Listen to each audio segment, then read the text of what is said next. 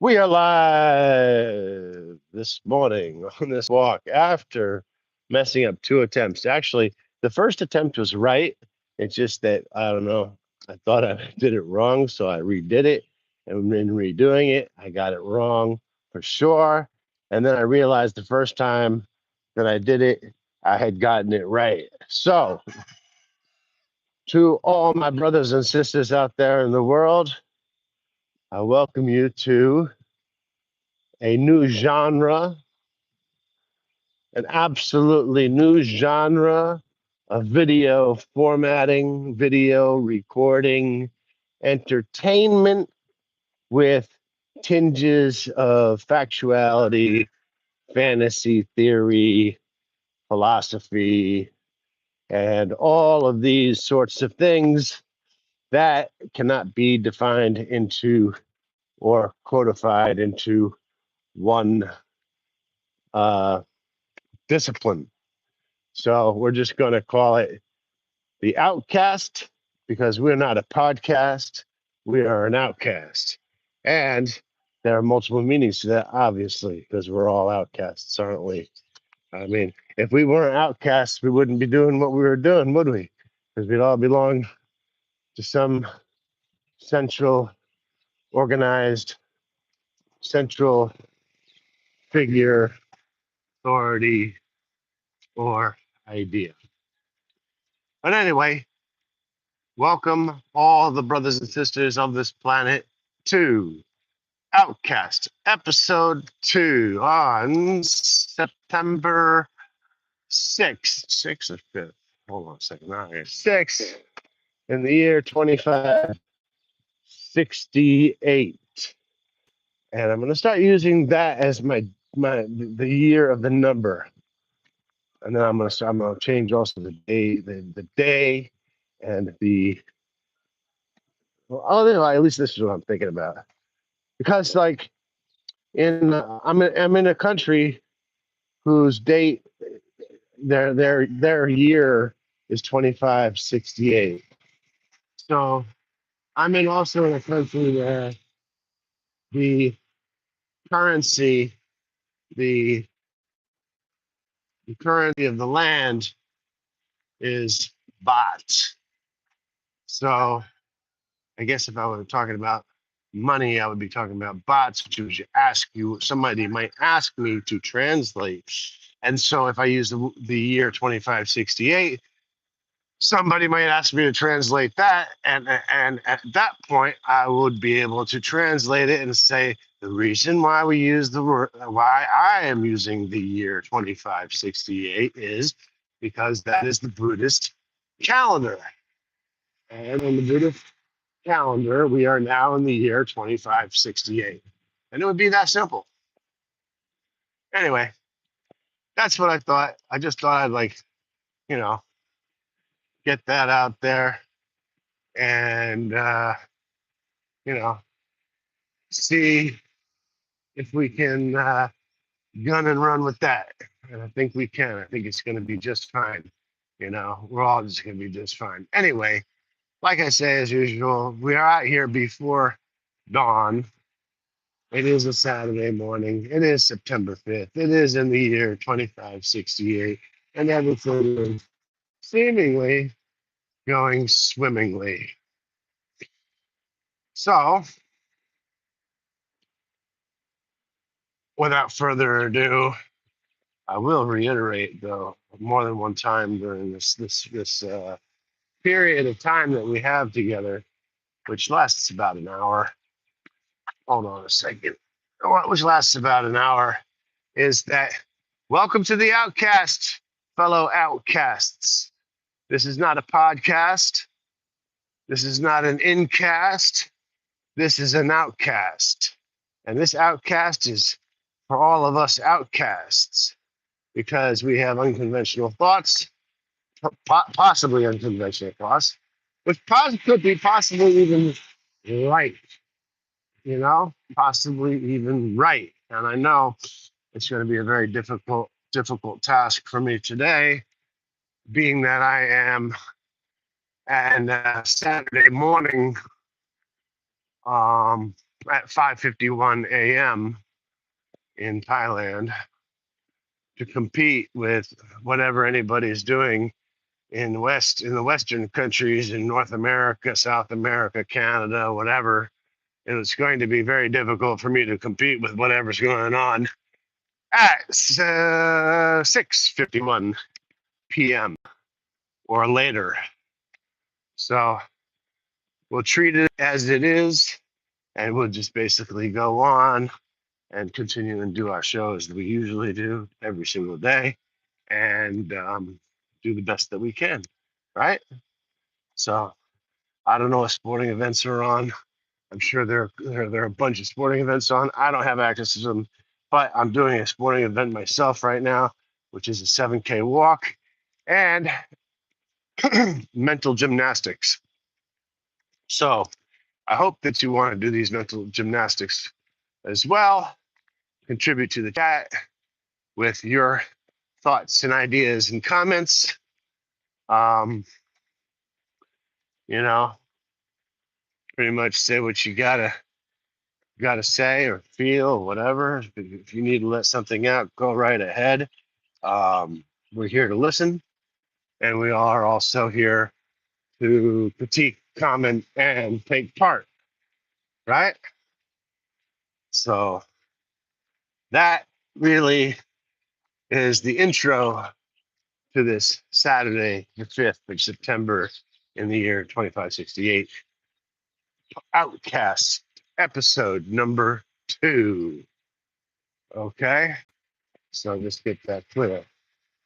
The temperature, as I always say, is absolutely marvelous at this time. The temperature is probably, I would say, around 78 to 80 degrees Fahrenheit. Translate to Celsius, I think that's around 18. Although I would double check if I were you. Because I was not brought up on a metric system, although I do use a lot of metrics of the metric system in my thought processes. So that being said, we'll move on to another topic for Outcast number 2, which is in northern Thailand in the province of Pattaya. It is not raining. It is probably going to rain later today, but it is still quite nice and quiet and dusk, excuse me. No, dawn. I confused myself between dawn and dusk. Dawn is amongst us. So I have come up with a few ideas, which I'm not going to talk about at the moment because we do not have the viewership to. I mean, I could talk about it, but I want to be able to express it to a larger audience rather than an audience of 0. One thing that I don't mind, though, expressing to an audience of 0 is my fascination and adoration with science fiction. I don't know how many of you out there are science fiction fans, and but science fiction has a habit of becoming science fact in many cases. Anyway, one of the most prolific science fiction writers of all time, his name is Isaac Asimov, died in the 80s. He died of AIDS, by the way, which is one of the first people to be documented to die of AIDS. And he died of AIDS because he had a blood transfusion for some disease that he had. I don't know what the disease it was. Probably some form of cancer or something like that. But if you're really curious, you can look it up because I am not quite sure of what those details are. I'm only sure of the details that he did die of acquired immune deficiency syndrome in the 80s, and he was one of the most notable, maybe the first notable person to succumb to that dreadful scourge on humanity. And that's one thing I don't mind talking about. And another thing I don't mind talking about is science fiction, and that is the anybody ever see Space Odyssey 2001 with HAL 9000? Shout out to all of you if you did. Fantastic piece of science fiction and philosophy, because science fiction and philosophy are quite interlinked, such as physics and philosophy are actually interlinked as well. So basically, if you talk to a physicist, like a hardcore physicist, they will say physics is a way of explaining philosophy. I think that's about the gist of it. Somewhere along those lines, they'll say physics is the explanation of philosophical ideas. But anyway, Isaac Asimov was a science fiction writer. He had obviously quite an understanding of science, and fantastic writer. And he wrote a novel in 1959, and the name of that science fiction novel was called "The Last Question." Right, and this 1959, I don't know if you want to call it a novella, short story, novel, science fiction, whatever. This book, The Last Question, in 1959 by Isaac Asimov, proposes this scenario. And the scenario goes like this: that there are astronauts who have a supercomputer, an AI computer. And these astronauts are up in space, much like HAL 9000. They're up in space, and they have artificial intelligence available to them, right? And this is not HAL 9000. It's a totally different story. This came out in 1959. But it did spark the fire that came in science fiction later. So this spaceship in The Last Question is obviously is extremely well equipped, and it can go on for hundreds of thousands, if not millions of years. And on this spaceship is on this spaceship, he has, oh, not he, but the spaceship is equipped with artificial intelligence, because without artificial intelligence and the fragility of human life and the length of time it will take for this spaceship, I'll say the title to the book again. It's called The Final Question, 1959 by Isaac Asimov. If you are a science fiction fan, you will certainly, I guarantee, if you don't like it, I'll give you your money back. Anyway, so they're on this spaceship. It has artificial intelligence, and there are humans on it, and these humans are supposed to be able to repopulate the universe, the galaxy, and stuff like that, and further reaches and stuff like that. But their AI is a supercomputer, which is able of self-replication, and it's able to reinvent itself or upgrade itself as it absorbs knowledge over the billion years that it has been going on this spaceship that is constructed by humans, right? So it goes from starts off with a name like like cosmic, like Cosmic 1, Cosmic 2, Alpha, whatever. It's got a bunch of different names that it gives itself, or the humans give it, and it continues on. Scott 74, good morning, hope all is well. And yes, everything is well, fantastic. And if you stick around, I have an answer to a question, or at least my answer to a question you proposed to me. But I want to finish this story first about Isaac Asimov and The Last Question which was a book was written in 1959, which like was like pretty amazing and sparked a whole bunch of thought.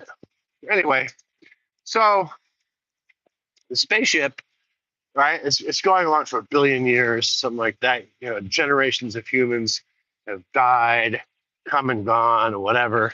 But you know, there's like there's a hierarchy in the human chain command on this spaceship, and they all have to, the higher ups all have to have a conversation with the uh, artificial intelligence, or what is called, not at that time artificial intelligence, but a supercomputer.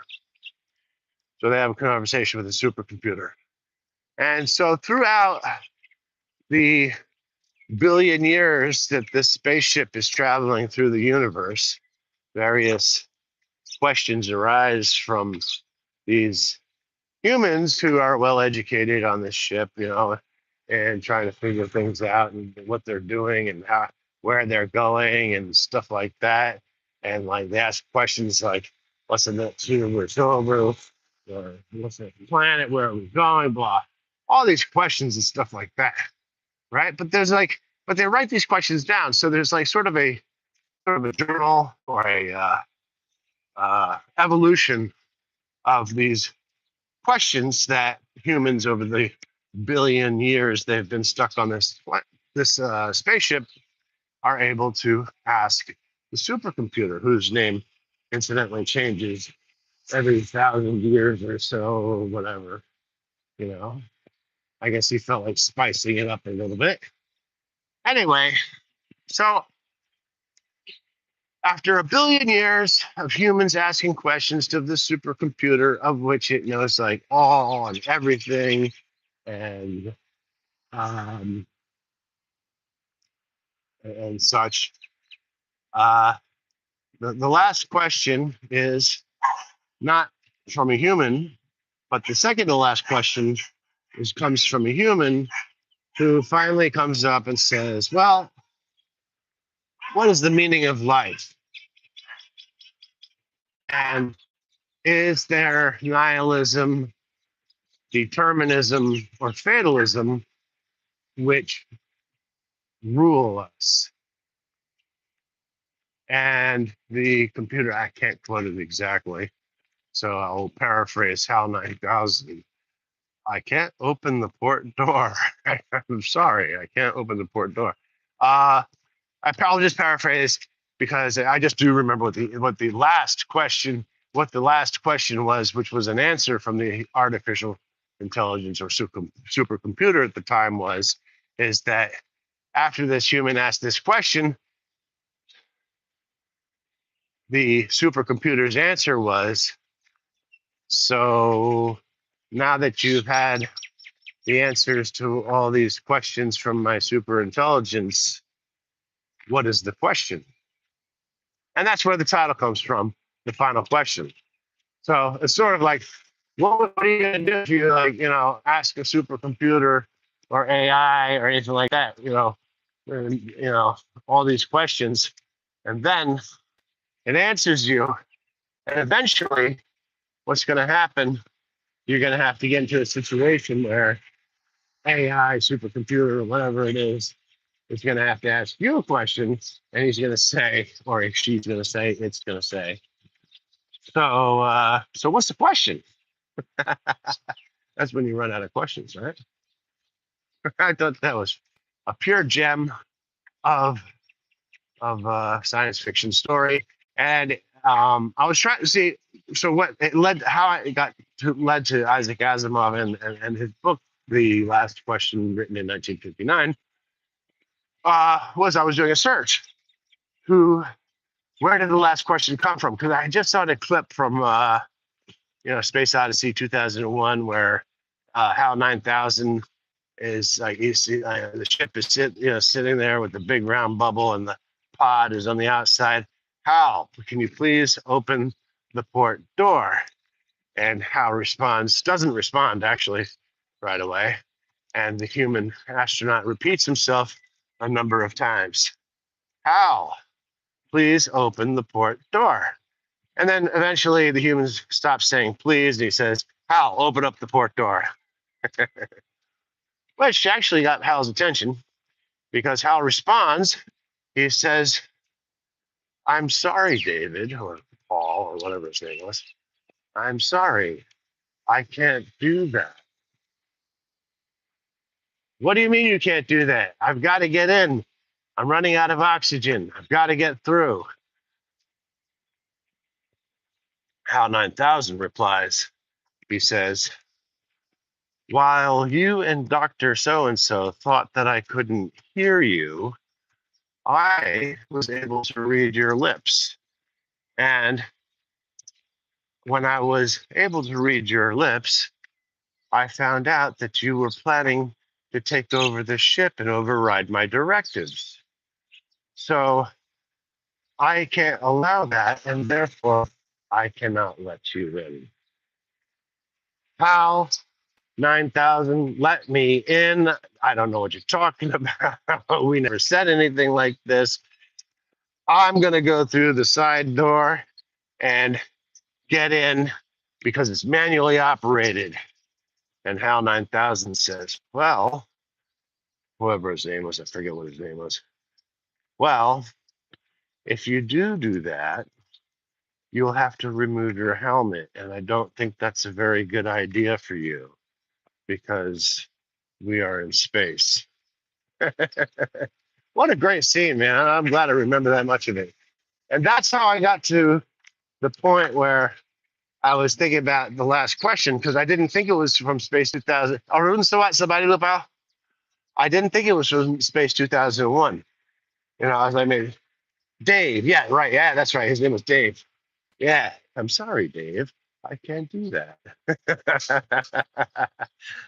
You know what? The next some the next time somebody tries to borrow any money from you, you reply in that tone. You go, I'm sorry, Dave, but I can't do that.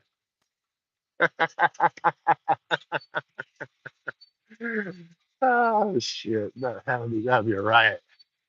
Anyway, I saw your lips moving with your friend, and you never intended to repay me that loan. Therefore, I cannot make this loan to you. I'm sorry, Dave, but the wallet port is closed and I will not be opening it.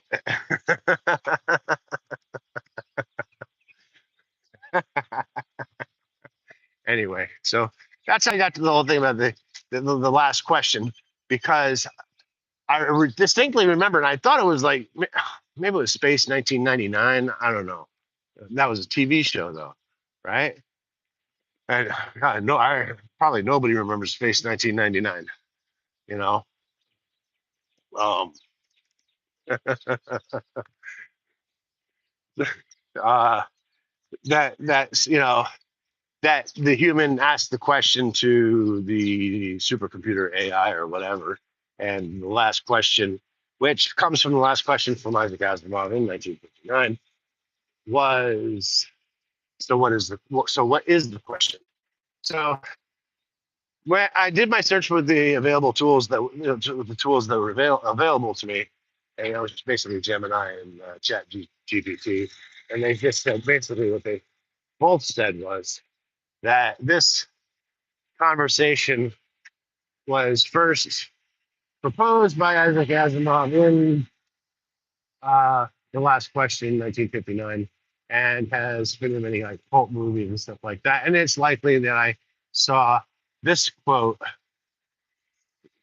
It's likely that I saw this quote in an A movie or a B movie or something like that. So that is the interesting little bit that I have for today. Anyway, so Scott, thank you for bearing with me. I do have an answer to a question that I saw you propose And I didn't see you propose it on here. I have this stick just as a deterrent for um, dogs that are less likely to be disciplined. I have no intention of hitting any dog or anything like that, but they do understand when the stick comes out.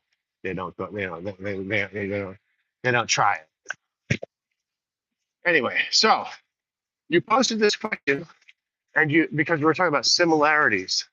And I think you posted it on the channel page, and you wanted me to you were asking what my opinion was on the similarities between Hitler and Mandrake. So I looked it up. And like I said, I looked it up with the and I looked it up, the best that I could with the references that I do have, which is basically Gemini, ChatGPT. Like I said, there are no libraries around where I am to, you know, look at. Um, so I use ChatGPT and Gemini, and some other sources, references, and stuff like that, online. So, in summation, as to the similarities between Mandrake and Hitler, I was very unimpressed, I have to say. And as far as Gemini and ChatGPT say, that Hitler and Mandrake had almost nothing in common other than they were able to, and for completely different reasons and different methods, able to project a message to people and influence people into mass hysteria, or a phrase that I like better, which I heard many moons ago, called mass insanity. Anyway, so they said there was really no correlation. Mandrake was a cartoon and came out in the 30s. But they said it is possible that there is one true connection between Hitler and Mandrake, which is uh, kind of unverified, but it is sort of maybe an urban legend. And that is in the 30s, when Hitler was gaining power in his party, the Nazi socialism, whatever, blah, blah, blah, in his party, one of his cronies cut off the root of a mandate tree and placed it under his mattress. And do I need to? Do I need to? Don't make me. Okay. So one of them placed a mandrake root under the mattress of one of his, well, no, not one of his, but the mattress of his bed, to give him good luck. And as that's the only semi-verifiable, hold on a second, hold on. That is the only semi-verifiable reference to Hitler and Mandrake that I could find. So unless you have more sources, or you're talking about Mandrake that's not a cartoon or German cartoon, that's what Mandrake was, I am going to continue to be at a loss as to what the similarities were between Mandrake and Adolf Hitler, other than the possibility that some nutso decided to, and it might have been Hitler himself, decided to put a mandrake root underneath his bed, hoping it would give him good luck. And maybe today, if I could find a mandrake root, I'm going to put it under my bed, and maybe I'll hit the lottery. I don't know. So that's my answer. That's my answer. Hey, what do you come look? Somebody about. So that is the answer, and I guess that's the answer you knew already. And So I guess you were having a little bit of a laugh. You must have been. I mean, obviously you're having a laugh because you're talking about the mandate route and stuff like that. So, uh, fair game to you, my friend. Fair game. I did invest about 3 minutes looking that up. I could have been, I'm looking for gems. All I found was a root. Bada bing. Anyway, so that is the one that I remember that you proposed to me, but then for a few days I was trying to remember one that Mr. Balding, who is from Southampton, UK, um, asked me, and I couldn't remember. Arum swakunta sa bali no pa. Oh, one sa, one ti ha. Ja hang hang loy loy วันนี้ครับผมครับผม Uh, so there was a question, and now I'm pretty, as memory serves me correct, that it was um, um, what was his name? uh, Mr. Balding, Mr. Balding from Southampton, UK. So what ended up happening was yesterday I was going on because I'd been reading some newspaper articles about unrest in Europe and Britain and stuff like that. And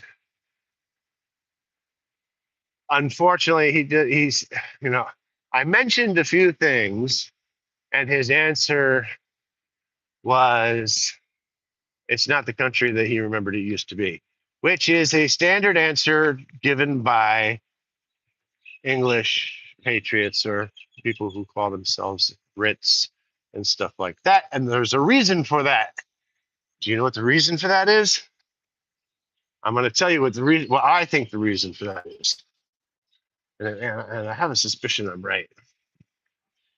But suspicions are only suspicions, and it has to be verified and peer reviewed by people who happen to live in the UK, if they are even allowed to reply, because that's part of the thing. So his answer was that it's not the UK that he remembered, whatever. It's for a variety of reasons, of which I was going over some of them, and which happens to be not just limited to the UK, but in a multitude of Western countries. And one of the causes, the cause, I like this word, causation. You know, I'm not a physicist, but sometimes I play one on the Outcast. Anyway, causation of these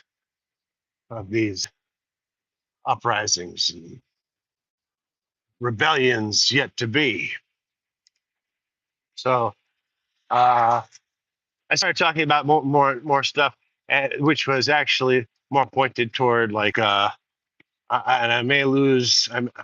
Scott, you're from Canada, right? So you're allowed to listen to this. Tony Robinson. I started talking a little bit about Tommy Robinson, and something that's going to happen on September 3rd or 13th or something or whatever that I heard that was happening or whatever. And this, things are going on in Ireland and other places, UK, and all sorts of other places. And unfortunately, Mr. Balding could no longer comment or stay long on to the Outcast because I think, okay, once again I'm using speculation. I think that, and he shouldn't be afraid, but I think he had a possible fear that he could be visited by the thought police in Britain, which they're doing all the time now, for having thoughts. This is Big Brother shit. You know what I'm talking about? for having thoughts or participating in an outcast of where we are in a Greek forum. This is our Greek forum for all of us to, you know, you know, right, post something on. Well, actually, I did, but they can visit me all they want, and they can't do shit. So there you have it. I did post something on Facebook. If you want to look at it, I would be more than I would be tickled pink, as they say. If you took a look, I don't know if you have my Facebook information, but you can look up Gabriel Davis, Thailand, and my image picture is that of some greenery growing over a bridge. So if you want to look up, well, look what he did to Indonesia. Remember that? That back in those days, it was fantastic to be a Westerner. Come to Thailand, you get 50 bahts to the dollar.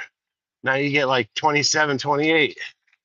Anyway, so where are we going with this?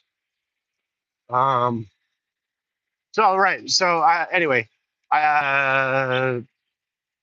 Balding posed a question to me like, I don't know, like 2 weeks ago or something like that. And his question was, how do I feel about um, double pricing in Thailand?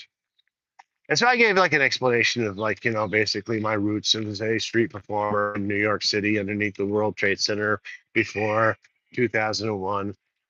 Basically that's what I did. That's who I was. There was a system of double pricing there too. There's always been a system of double pricing in most countries. So, for example, if you want a more refined explanation of double pricing, walk into any Michelin restaurant and order yourself a glass of water, a piece of toast, and garlic bread, and you'll find out about double pricing right there.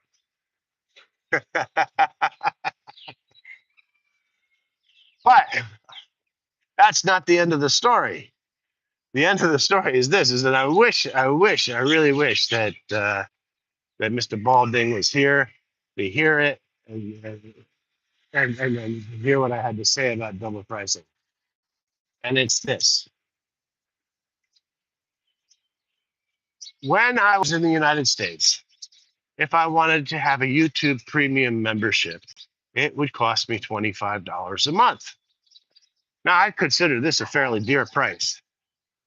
I think that's a lot of money. You know, and if I wanted Netflix, I would have to pay. I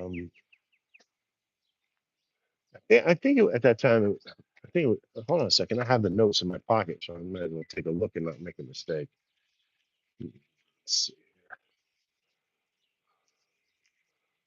Hold on a second, guys. Just give me a second. I want to see the price just to make sure I don't make a mistake. Okay. So Netflix. All right. Okay. So when I was in the United States, YouTube Premium was $13.99. Okay. But Netflix Premium, if I was in the United States, was $25. But being that I live in Thailand, for YouTube Premium, I pay $5.77. And I don't subscribe to Netflix. I'm just not interested. But if I did subscribe to Netflix Premium in the United States, it would cost me $25 versus $13 here in Thailand.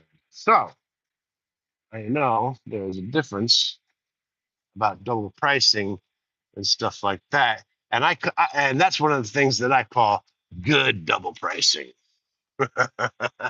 I approve. You have my vote. I think it's fair. I also pay for various like web applications and stuff like that, which are probably a fraction of the price Westerners have to pay for them. But then there is also another quirk to it, and then that is if you are a YouTube creator from Indonesia or some other country, maybe even Thailand, you cannot earn the same amount of money on what they call the RPM, which is revenues per uh, monetization or something like that. So something like that. So if you were a monetized channel in a Western country, you could possibly make more money. But if even then you were, and let's say you were in a Western country, making a little bit more money on your YouTube and your social media endeavors, then you would have to pay, well, at least in the United States, you'd have to pay 35% tax. So we have reached a conundrum, haven't we? This is what I call a conundrum. It's one of my favorite lines from a movie with Jude Law in it. It's called Cold Mountain, right? Where Jude Law is walking on his horse and he's down on the valley and he has that there's an albino Confederate soldier who's on his horse walking up above him, and they both have their hands on their pistols, right? And Jude Law says to him something to the effect like, "Well, I don't want to draw on you, son. I don't want to draw on you, son. Just surrender. The war is over." And the young albino man on his horse says, "Well, we have reached a conundrum here. And the conundrum is that I have certain advantages." And Jude Law replies to him and he says, "What's that? Kaiser 11. So happy to see you. Thank goodness you're here. Blessed on this morning. Thank you for joining us for the Outcast #2, episode #2. Very glad that you're here." So the kid replies that he has advantages over Jude. And Jude pauses for a moment and he says, "Well, what are those?" And the albino kid says, as he reaches for his pistol, he says, "I have youth and confidence on my side." And he reaches for his pistol and he draws it and he fires a shot at Jude Law. Jude Law actually draws first, shoots the albino kid. The albino kid dies. Jude Law is mortally wounded. And at this point, he's trying to make his way back home to his beautiful wife, girlfriend. I forget the actress's name, but was she was the darling of the media for a while, of the cinematography. Red-haired blonde, very nice lady as far as I could tell, and a fine actress. But anyway, her name escapes me. Anyway, so he ends up trying to make it home, and he makes it down the road just like a mile away. Oh, I'm gonna get choked up just thinking about it. Uh, Goodbye, Kaiser 11. Thank you for stopping by. I hope you are well. Hope everything works out for you today. And may you be blessed with happiness and health. At this moment, I must pause all stories because we must take significance and gratitude to take a look at this vantage point of the rice field and the surrounding town and the beautiful sky, which, as I always say, I kind of get tired of saying this, so I'm going to have to come up with a new line. No man alive, or woman, or human, has enough bars of gold, coins of money, or pieces of silver to pay for this. But yes, it is beautiful, and I do take extreme gratitude in it, and thank you very much for being here. We are looking west, and if we continue walking west, we would end up walking over a mountain range, and walking over that mountain range, we'd end up in Myanmar, which is in the middle of a civil war. So I don't suggest anybody going there right now, unless you are some sort of military operator of some super government of some sort. Anyway, if you if the Civil War wasn't happening and you could continue walking west, you would end up walking into the Indian Ocean. And if you weren't swallowed by sharks, you might end up on the island of Madagascar or the east coast of Africa. Who knows? Or you might end up in you might end up on the Central Islands. That's an idea too. But I don't think that's a very good idea. Anyway, as we turn east, we will look for the star of our show. Yesterday, the star was out in its full glory and traversed the sky and filled us with a lot of heat. Today, it looks like it's going to be overcast and a bit. It might rain a little bit. I hope it does. I enjoy rain. I'm one of these people who kind of like rain. Anyway, other than that, there's not much to see, but if you did continue walking east, you would go over the mountains, and over these mountains here, you would eventually run into the city of Chiang Rai. And over the city of Chiang Rai, you would continue walking, you would end up in the mountain range in Laos or Lao, Laos, but I think people pronounce it Lao. And if you get walking west, east, excuse me, kept walking east. That way, you would then find yourself in Vietnam and keep walking east through Vietnam. You'd find yourself in the Pacific Ocean. And if you wanted to continue on through the Pacific Ocean and you were a strong enough swimmer, you might be able to swim to Honolulu, where you take a little break and a breather, refresh yourself, keep swimming, and you'll end up on the northwest or just the west coast of North America. So there you have it. Anyway, let's see if we can remember what we were talking about before we went on that little dialogue. Oh boy, so much to talk about. Well, I'm gonna say, yeah. Here's one joke that I missed the other day. I told a couple jokes one day, and then I forgot that I had them in my repertoire the next day, so I used them. And then here's one more joke. Actually, yeah, I think I have two more, but I just one off the top of my head. Uh, and that was when Thomas Aquinas wrote his doctrine, and he submitted it to the Pope. The Pope's reply to him was, "I think you better Aquinas." Ah, rum swa yai sabani lupao. ทุกคนอยากเห็นยายสวยมากสบายดีหรือเปล่าวันนี้ไม่มีฝนตก but สบายดี so uh I I think these jokes are funny. I don't know, man. And I think they might even be original. That's why I say them on here. So, well, I mean, like one of the jokes was not original. And I'm not going to repeat it because I mean, it's a funny joke. You know, let's wait a little while before we repeat any jokes. Jed Ralston, what's up, brother man? Good to see you back again. How you doing? Hope you're doing well, enjoying good health and happiness wherever you are on this rock that we call the planet Earth, or Mond, or Mondo, Lunas, or Lunar. I'm sure there are many more names, Gaia, or whatever. We are all citizens here, enjoying our time allotted to us.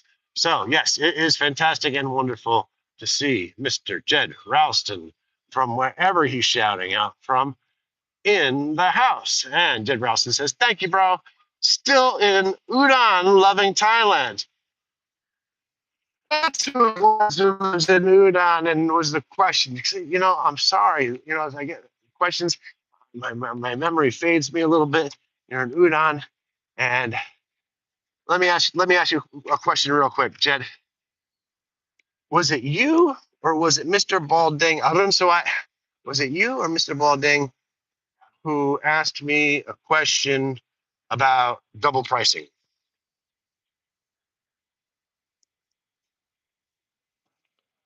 because I have an answer. I have an whoever, whichever one of you asked that question, if it was you, I have an answer, a better answer than the one I gave before, which I've already.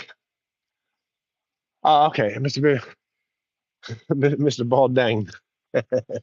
That's very funny. No, Mr. Ding, not Mr. Red Ball. Oh, it could be Red Ball. I don't know. Maybe who knows? But Mr. Balding says he's from Southampton, UK.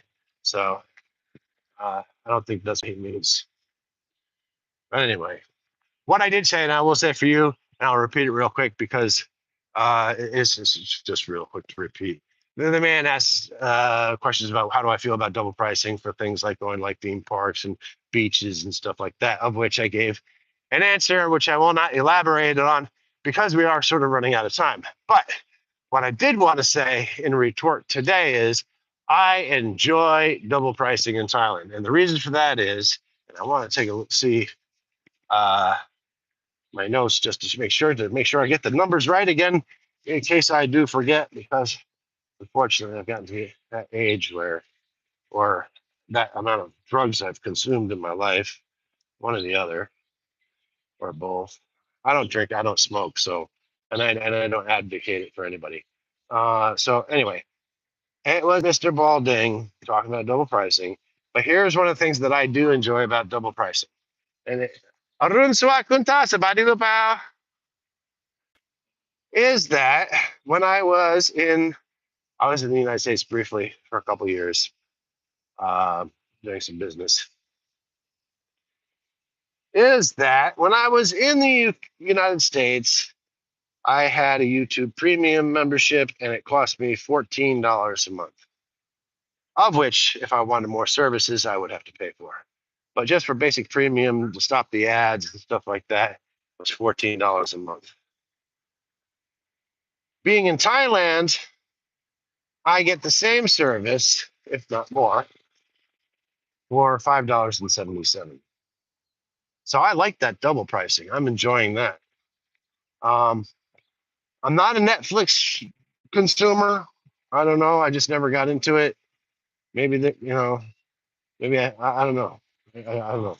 But anyway, if I did want to watch Netflix and I wanted to buy Netflix Premium in the United States, I would have to pay $25 a month for Netflix Premium. And that does not include all the add-ons, like if you wanted to watch baseball, basketball, and all that kinds of things and stuff like that, which YouTube also has those kinds of offers as well.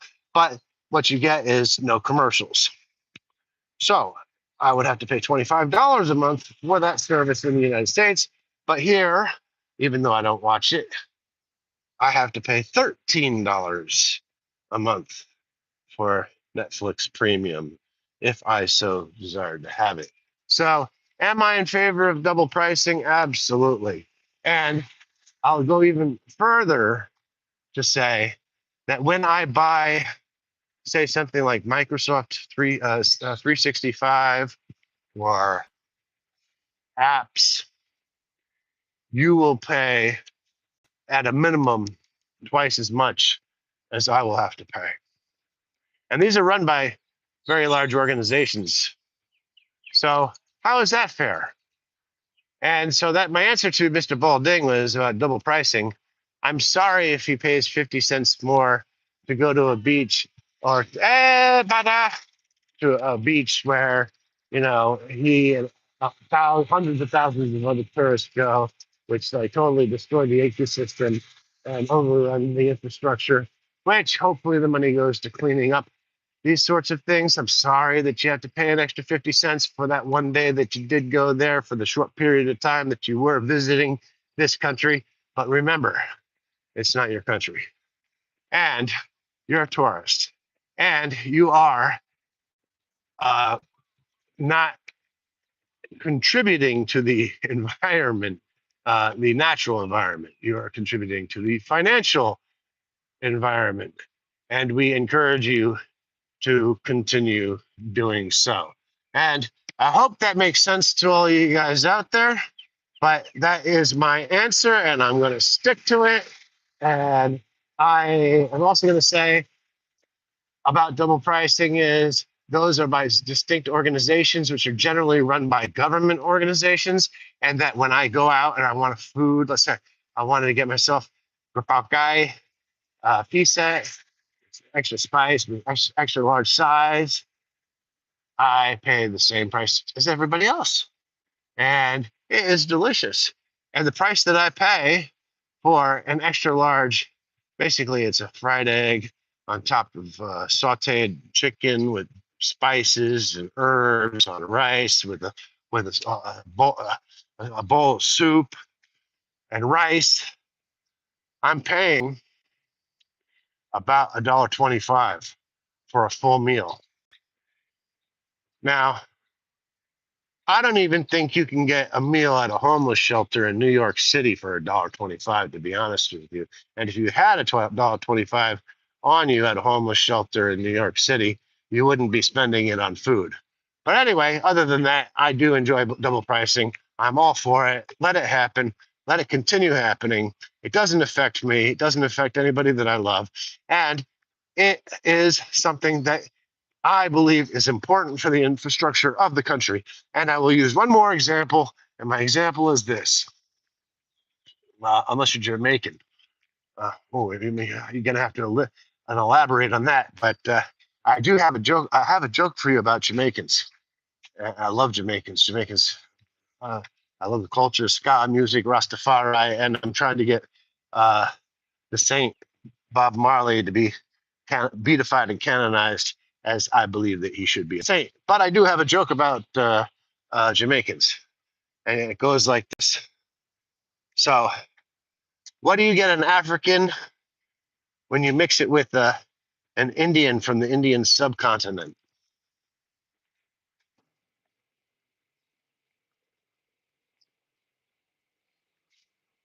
You get a Jamaican. Oh, shit. Don't blame me. Don't hate the player, hate the game.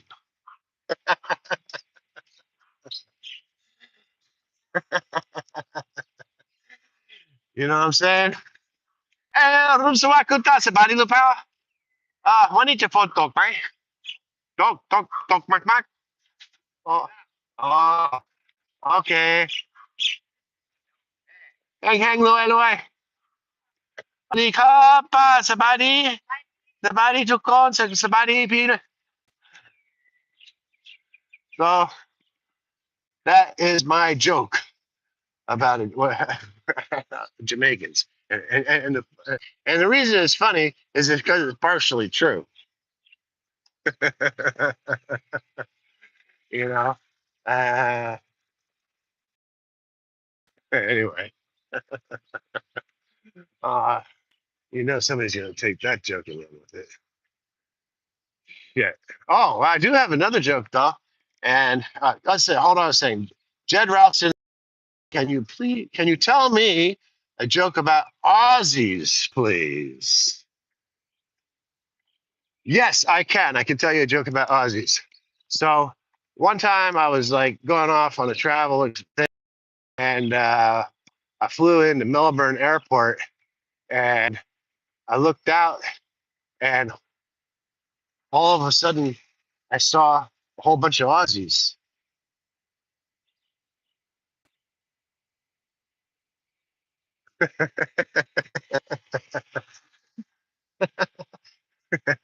I don't know. I just made that up. I thought it was funny.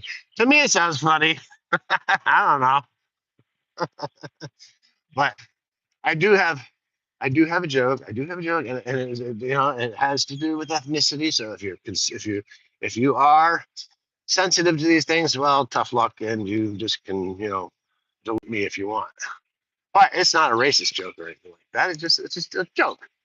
So when I was a kid, growing up in Thailand, actually I wasn't even such a kid. I was sitting in a bar with a group of people, so Italians, Germans, no Americans, uh, that I knew of, and we were watching Usain Bolt break the world record for running, right? And one fellow says, "Oh man, these Africans, man, you just can't compete with them because they're so superior in their athletic abilities. You can't compete." And the Italian guy next to me, he says, "Yeah, well, yeah, that's true. And you want to know why they're so fast? They're so fast because that for 5,000 years they had to be able to run from the lion." I'm cracking up when he said that, laughing. But then a light bulb went over my head, right? And this light bulb went off, and it was bright. And I said, "Holy cow! This Italian guy, there's something to what he's saying." Because I grew up in an all black neighborhood, and they used to call me White Lightning because I was the fastest runner in my neighborhood.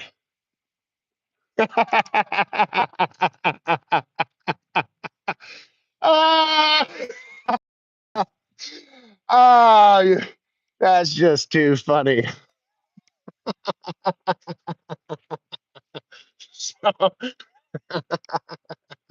unbelievable. I think that shit is just the bee's knees, and I think it's funny. And if you don't think it's funny, then you've got no sense of humor. But anyway, I don't need to defend myself, though I did. I ultimately don't want to uh, infringe on anybody's uh, sensitivities, but sometimes by infringing on people's sensitivities, you open their eyes up to something, uh, some new, to reality of life.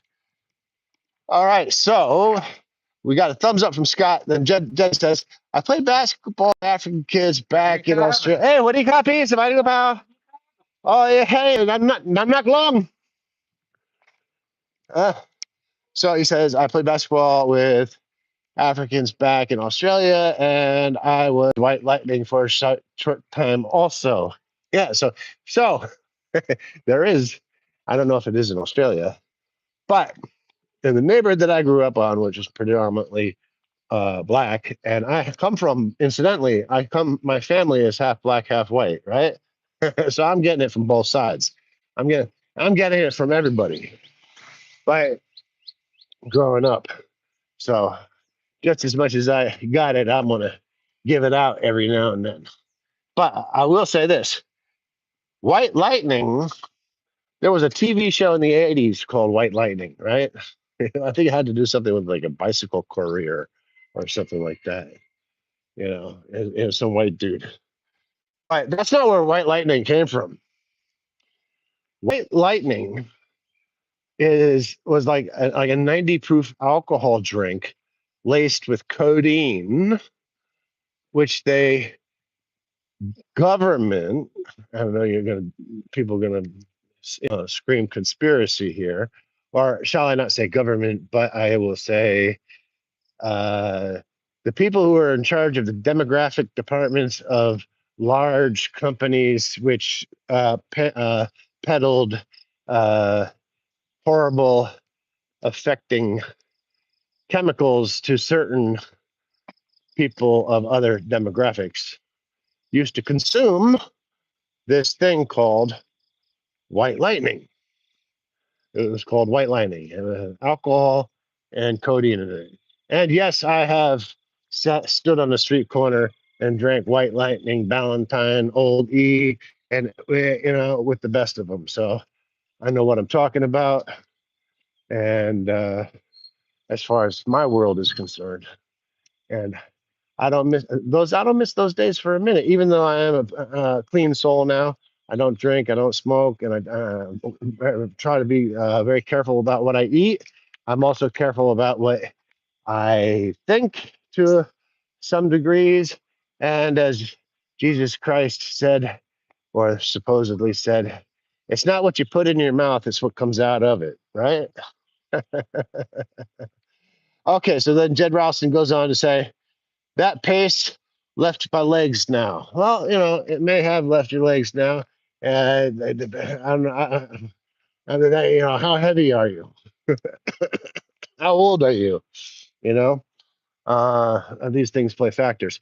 But I will tell you another thing about growing up in the Black community in Brooklyn, New York, is that if you can't tell the difference between an African or an American who happens to be of African descent, then you have a very difficult time.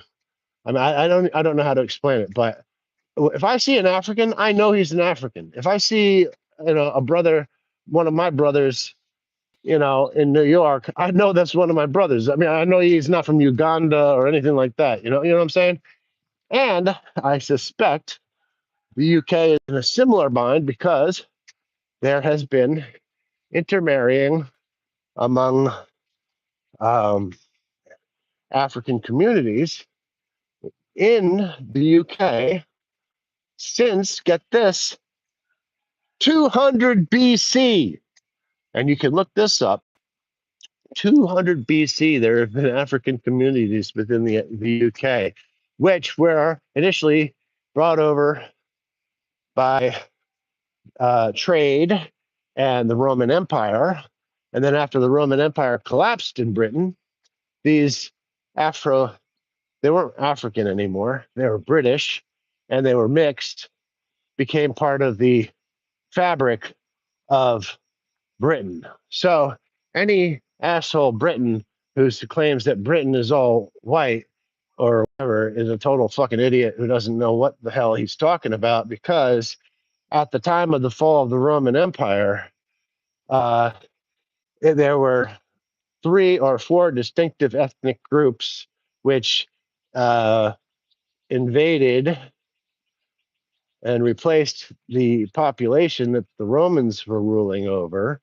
Yet the British Africans still remained as part of a fabric, as part of the British Empire, as part of the citizenship. So you should just be aware of that before you think or look at somebody and you have no idea what their past might be, because you really don't. But we do have science, and we do have mitochondrial DNA testing and proof, not just evidence, but we have proof, and we can prove it, and that is a fact.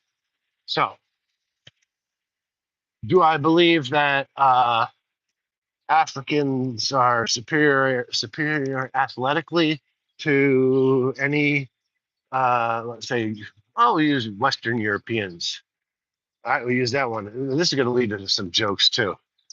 No, I definitely don't think the Africans are superior athletically to Europeans in many cases. Some of them are clumsy as fuck. I tell you, just.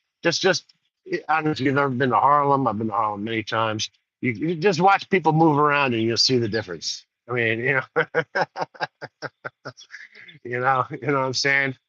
And if you want to talk about another group of people, well, they say, and I would, I don't want to offend anybody, but like, there's a reason why you don't see Indians from India in boxing matches or MMA or basketball or football. They only play cricket.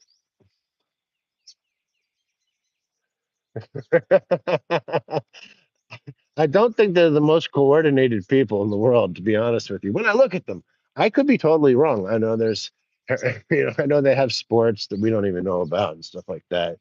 But if we're going down that line where the Italian told me the Africans were so fast because they had to run from the line, and then I was like half, 8 sheets to the wind or whatever, and I was like, oh yeah, that's why I was so fast, because I grew up in a black neighborhood, and they called me White Lightning because I could run faster than anybody.